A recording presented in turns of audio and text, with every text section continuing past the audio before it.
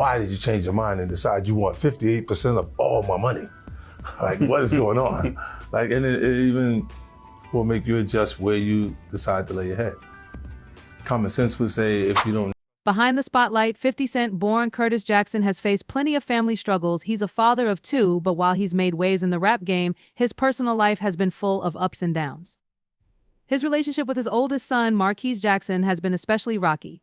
Marquise was born in 1996 when 50 was with his then-girlfriend, Shaniqua Tompkins. Their relationship was messy and eventually fell apart, leading to a long and stressful custody battle over their son. It took years to settle, but even after the legal fight ended, the tension between them didn't go away. Behind 50 Cent's success lies a family story filled with struggles. The rapper, whose real name is Curtis Jackson, is a father of two, but his personal life hasn't been easy. His relationship with his oldest son, Marquise Jackson, has been particularly challenging. Marquise was born in 1996 during 50's relationship with Shaniqua Tompkins. The couple's time together was far from smooth, and when things fell apart, it led to a drawn-out custody battle over their son. Even though they eventually reached a legal agreement, the emotional rift between them remained unresolved. The bond between 50 Cent and his son Marquise has nearly faded away. At one point, 50 suggested in an interview that Marquise's behavior was influenced more by his mother than his own feelings, but Marquise shared a different side of the story. As a kid, he looked up to his dad like a superhero, proud of his success and inspired by him, just like any son would be. But as he got older, things started to change. He noticed patterns that made him feel his father was becoming more distant. The gap between them kept growing, and by the time Marquise was a teenager, their relationship felt broken beyond repair.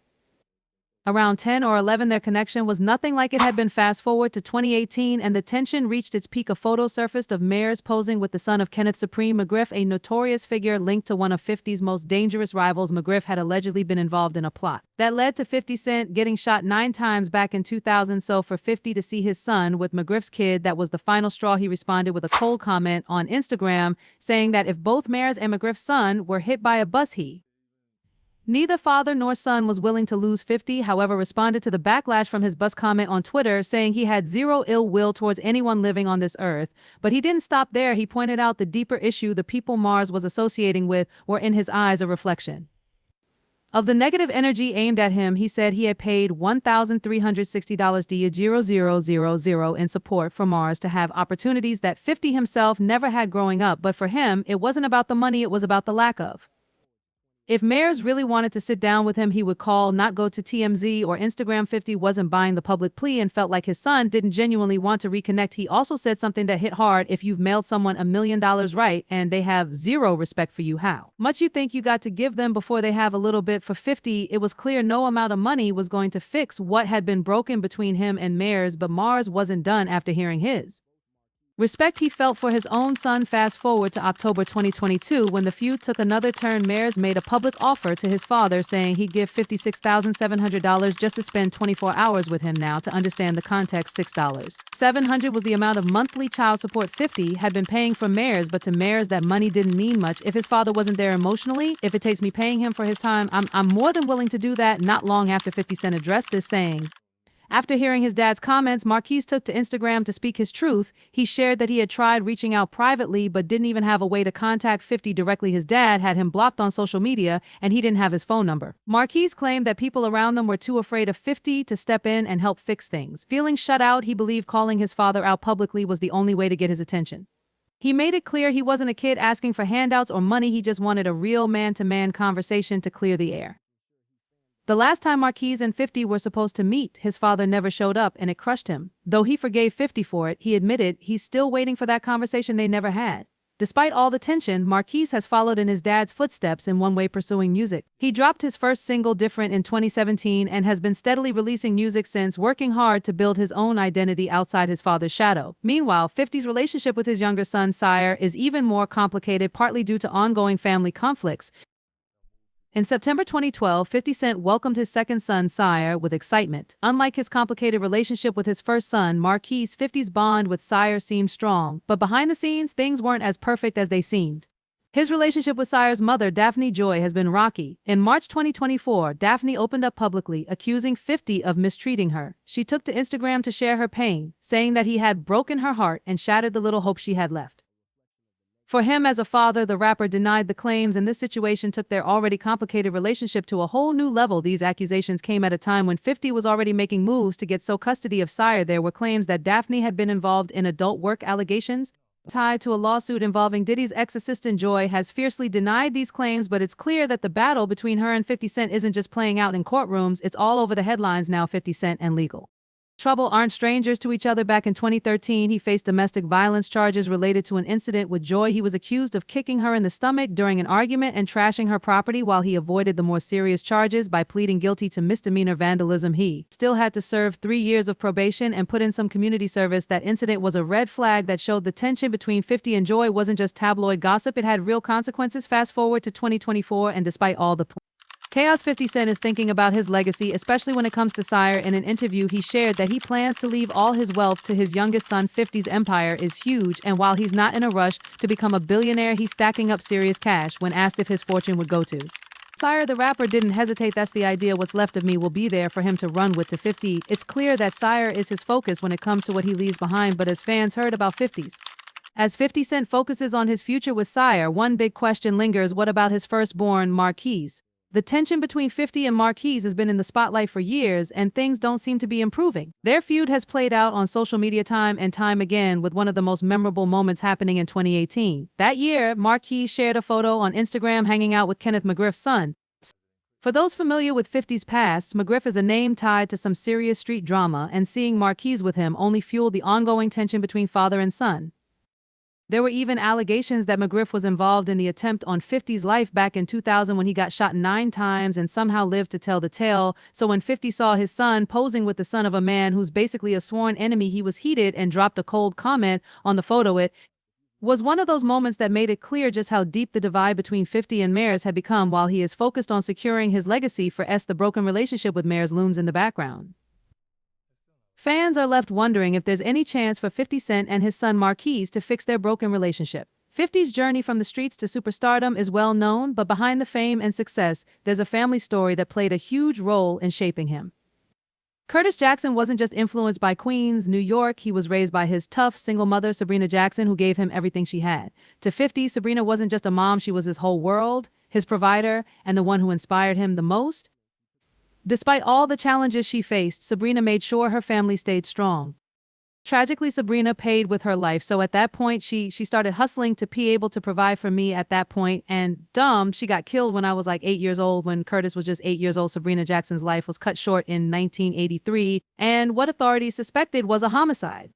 Her death was no accident. Someone allegedly drugged her and left her unconscious in her apartment before setting the place on fire. To this day, no one has been arrested, and the killer remains a mystery. That moment, losing his mother so young and so violently, would alter the course of 50's life forever. But no matter how much time passed, Sabrina's loss always hung heavy over him. In interviews, 50 talks about the impact her death had on him as a kid. He said someone put something in her drink and turned the gas pass on. The pain of losing his mother stayed with him, and even years later, he admits that whenever something went wrong in his life, his first thought was always, if my mother was here, it wouldn't be like that. Sabrina was a single parent doing everything she could to raise her son in a world that didn't offer much. 50 describes her as tough, nurturing, but no nonsense. She wasn't one to let him sit around feeling sorry for himself if he fell down or got upset. She didn't baby him. He remembers her saying, "Get up, what you over there crying for?" Acting like a little girl. That kind of tough love stayed with him, shaping how he approached not just his child but his career and the many challenges that would come his way after his mother Sabrina's tragic death. The young rapper fights and being deeply involved in the drug game, but while Curtis was out in the streets hustling, there was one steady force in his life: his grandmother. She was the anchor, the person who kept him grounded when everything else was spiraling. Well, I guess, look, really, I'm my grandmother's baby. They can't see it because like I do the 50 Cent thing, but in the house the entire time I was my grandmother's baby. It's wild to think about. Here's this kid out there hustling and making moves, but still having to. Thoughts stuck with him, and it weighed heavy knowing he reminded his grandmother of the daughter she had lost. But family means everything to the rapper, and his grandmother was the love of his life. That's why it hit him so hard when she was diagnosed with cancer. 50's aunt kept him updated always, trying to reassure him that everything would be fine. But soon he got a call while he was on the treadmill at the gym telling him it was time to come to the hospital. The whole family was there, and when he saw her, she looked smaller than. Curtis grew up on the tough streets of South Jamaica, Queens, where he was raised by his grandmother. Life was hard for him from the start, and soon enough, the streets began to pull him in. By the time he was just 12, Curtis was already dealing drugs. While no kid would choose that life, it became the reality for him as he tried to survive. 50 Cent has never held back from talking about this part of his past. He's been open about it in interviews and through his music, sharing the struggles he faced filled with bad decisions, arrests, and life lessons that came the hard way. Action Sire has often been at the center of this drama. 50 Cent has always made it clear that he wants to be there for his son, but the battles with Daphne have made that difficult. In his lawsuit, 50Y claimed that her accusations were not just about tarnishing his reputation but were part of a larger plan to keep him away from Sire. Despite the harsh back and forth, in September 2023, 50 Cent decided to drop the lawsuit. The case was dismissed without prejudice, meaning he could refile it later if he wanted, but for now, it seemed like he wanted to step back from the legal fight. It's unclear whether this move was to de-escalate the situation or if 50 had bigger plans down the line, but one thing's for sure, the tension between him and Daphne Joy hasn't eased. On the other hand, the rapper and Shaniqua Tompkins have been locked in a toxic back and forth for what feels like forever, and it's clear that their relationship has deteriorated beyond repair. Curtis has never shied away from putting his personal drama on blast, and when it comes to Shaniqua, the drama between 50 Cent and the mother of his oldest son, Shaniqua Tompkins, has been ongoing for years. In January 2019, things heated up again when 50 took to Instagram and made a sharp comment about Shaniqua. He claimed she used money from his first international tour for cosmetic surgery instead of investing it in real estate like he had expected. But Shaniqua wasn't going to stay quiet. She fired back on her Instagram story, posting a screenshot of a Google search for genital herpes. The back and forth wasn't just messy, it got pretty ugly. Downright ugly, and their son Mares found himself more and more entangled in the drama. What's wild is that this beef has been going on for more than 20 years. 50 and Shaniqua dated back in the 90s, and their son Mares was born in 1997. After they split, Shano hit 50 with a $50 million lawsuit, but a judge threw it out. You think that after all this time they'd find some peace or at least move on quietly, but their issues only seem to get more heated as the years go by. Even though they split in the late 90s, wasn't until 2008 that they finally reached a custody agreement for Marquise, but by that point the damage had been done. Their relationship had deteriorated into public slander lawsuits and constant jabs on social media. With their son caught in the crossfire, 50 Cent revealed that he had been giving Shayna a substantial amount of money, $500,000 a year or around $40,000 a month, to take care of their son, Mares Jackson. For most people, that's more than enough to live comfortably, but according to 50, Shaniqua wasn't satisfied and felt like the money wasn't enough to maintain the lifestyle she believed she and their son deserved. Frustrated with her demands, 50Y decided to take things to court. In his mind,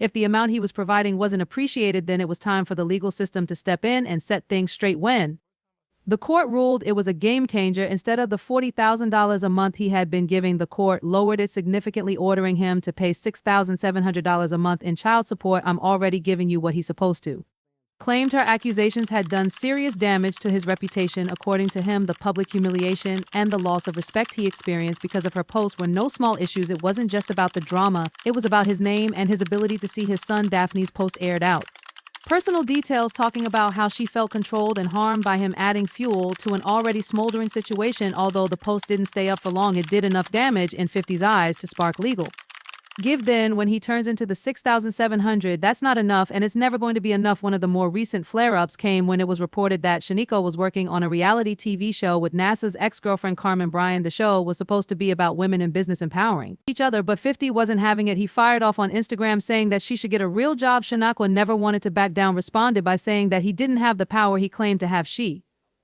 stranger to the chaos between his parents, their toxic relationship has undoubtedly impacted him, and while he's tried to carve out his own lane, it's hard to escape the shadow of his parents' beast. However, 50 Cent's relationship with John Haynes, better known as Cuban Link, started off strong, but over time it seems the spark that had fans talking has dimmed. Their relationship started getting public attention when the rapper, known for being private about his personal life, stepped out with Cuban Link at the season 6 premiere of Power. Rumors about 50 Cent and Cuban Link's relationship first started swirling around 2019. Fans got glimpses of them together on social media, but the couple remained relatively private about their romance. When they did address it, like in a light-hearted Instagram live, 50 joked about how their first date went down. According to him, she gave him the address to a restaurant, not her place, and they met there, keeping things casual and grounded. By 2020, 50 Cent opened up a bit more about their relationship. He mentioned in an interview that they even created relationship vision boards to improve their connection, showing that they were trying to build something real. It seemed like they were working to strengthen their bond, focusing on growth both individually and as a couple. But as time went on, the relationship started to cool off. Fans noticed a shift when photos of 50 Cent and Cuban Link disappeared from their social media account. The rumors hit a new level when 50 Cent addressed his relationship status during an appearance on The Late Show with Steven Seabier. He didn't hold Back confirming that he was single. Have you been married? Asking me, have you been married in the past? I'm safe. I'm not a happy hostage. You've never been married. No, never ever married. I'm here, man. I'm free. While he didn't explicitly mention Cuban Link, the message was clear their relationship was over. Even though they never officially announced the split, fans had been piecing it together for months. He also talked about practicing abstinence to focus on a big new idea that he didn't want to be distracted. From right there it says, is he really celibate? 50 Cent, are you celibate? Listen, when you calm down, you can focus. All right, it's been good. I've been good to me. The post left people wondering if his relationship with Cuban Link had taken a backseat to his business goals. The relationship between 50 Cent and Cuban Link may have started out with promise, but as with many high-profile couples, the pressure of their individual careers and personal lives may have contributed to the drift, while the exact reasons for their split remain private. One thing's for sure, both 50 Cent and Cuban Link are focused on their futures, and for now that future doesn't seem to include each other. During an interview, 50Y opened up about why marriage isn't on his agenda and how his focus has always been on building his empire. When CBR asked why he keeps grinding for more wealth if there isn't a significant other to spend it on, 50 Cent got real about how money changes things in relationships. He also touched on how romance can be a distraction for. After serving just 6 months for dealing drugs, 50 Cent had a big wake-up call. He realized that living life on the streets wasn't going to take him where he wanted to go. When he got out, the hip-hop world was changing. The golden era of gangsta rap with icons like NWA, Tupac, Biggie, and Snoop seemed to be fading. But from Queens, a new voice was ready to step up. 50 Cent decided to focus on rap, and his first project, Power of the Dollar, was meant to be his big chance. With legendary producer Jam Master Jay behind it, it seemed like 50 was on the verge of something huge. Of Run DMC, but before the album could drop, everything changed. In May 2000, outside his grandmother's home, 50Y was shot 9 times. Somehow he survived, but the streets didn't just hit him. His record label, Columbia, dropped him too. The industry turned its back on him, and 50 had to disappear lying low. While he healed and figured out his next move during that downtime, Jackson connected with producer Shaw Money XL. Thanks to Jam Master Jay, Shaw had just bought his first house in Long Island, far from the dangers of the city. He kept reaching out. 50 Cent has shared that part of his frustration with Shaniqua came from the fact that she no longer wanted to be with him. He knew she was the one person who truly knew him and could reveal his real self. According to Shaniqua, 50 was scared and feeling vulnerable at that time. The tension between them, which started with a messy breakup years ago, has now turned into a never-ending public drama. It's like a real-life soap opera with Instagram insults, interviews, and their son, Marquise, stuck in the middle. Now that Marquise is an adult, it seems like things are still far from resolved. As 50 Cent focuses on his future with Sire, one big question lingers: what about his firstborn, Marquise? The tension between 50 and Marquise has been in the spotlight for years, and things don't seem to be improving. Their feud has played out on social media time and time again, with one of the most memorable moments happening in 2018. That year, Marquise shared a photo on Instagram hanging out with Kenneth McGriff's son. For those familiar with 50's past, McGriff is a name tied to some serious street drama, and seeing Marquise with him only fueled the ongoing tension between father and son. There were even allegations that McGriff was involved in the attempt on 50's life back in 2000 when he got shot 9 times and somehow lived to tell the tale. So when 50 saw his son posing with the son of a man who's basically a sworn enemy, he was heated and dropped a cold comment on the photo. It was one of those moments that made it clear just how deep the divide between 50 and Mares had become. While he is focused on securing his legacy for S, the broken relationship with Mares looms in the background. Fans are left wondering if there's any chance for 50 Cent and his son Marquise to fix their broken relationship. 50's journey from the streets to superstardom is well known, but behind the fame and success, there's a family story that played a huge role in shaping him. Curtis Jackson wasn't just influenced by Queens, New York. He was raised by his tough, single mother, Sabrina Jackson, who gave him everything she had. To 50, Sabrina wasn't just a mom, she was his whole world, his provider, and the one who inspired him the most. Despite all the challenges she faced, Sabrina made sure her family stayed strong. Tragically, Sabrina paid with her life, so at that point, she started hustling to be able to provide for me at that point, and she got killed when I was like 8 years old. When Curtis was just 8 years old, Sabrina Jackson's life was cut short in 1983. Tracks blasting out of car windows by the time he dropped Get Rich or Die Trying to Hype around 50 Cent was off the charts. His lead single, In Day Club, took over the airwaves, spending 9 straight weeks at the top of the Billboard Hot 100. It was the biggest single of 2003, and 21 Questions followed. Right behind it, giving 50 another #1 hit. By the end of the year, Get Rich had shipped 12 million copies worldwide, making it the highest-selling album of the year and one of the biggest rap albums of all time. And it wasn't just 50 Cent has always been grounded when it comes to his success. While he's proud of what he's achieved, he knows there's more to the story. He often talks about how lucky he was to come up at the same time as Eminem and Dr. Get Rich or Die Trying sold an impressive 13 million copies, but 50 never forgets that Eminem was also killing it, moving 23 million copies of the Marshall Mathers LP. 50 also points out that hip-hop is at its heart black music, and for some it's tough to accept when a white artist like Eminem does even better than some of the biggest names in the game.